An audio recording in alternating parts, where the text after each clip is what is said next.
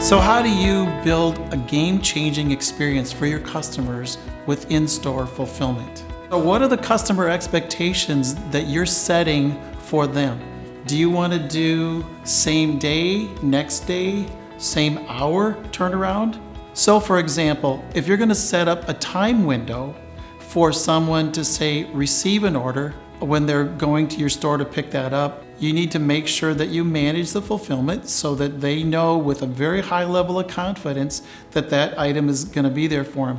The best way maybe to do that is to have a direct interface back through your web store so it sends a message to say your order is ready to be picked up at this time as a reminder. If something changes, you need to have systems and processes that allow you to adapt to that change. One of the things that we've seen in-store fulfillment is people employing a concept of having a concierge or a lead person that interacts typically with the customers.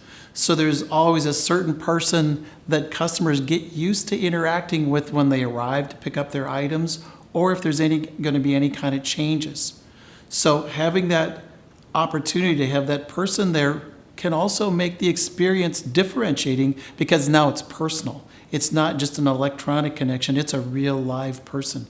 So take advantage of that, and there's many opportunities to really allow you to differentiate yourself from a traditional e-commerce retailer.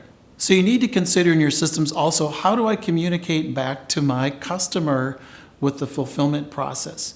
So do you have an integration set up so if there's a change that takes place either from the consumer side or from the fulfillment side so that both sides know what's going on and you can make necessary adjustments? And then if it comes to a certain situation where you actually need to go above just an electronic communications but make a verbal phone call, you understand the process and you have the systems in place that make that a great experience for the customer.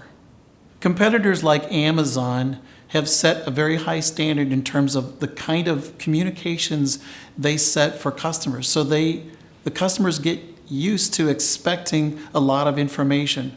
So when you're putting a system in place like this, you need to understand what kind of provisions are we making to keep my customer informed what's happening. So in the next section, we're going to talk about how you consider factors around handing your items that you fulfilled off to the customer. There's a number of variables to consider.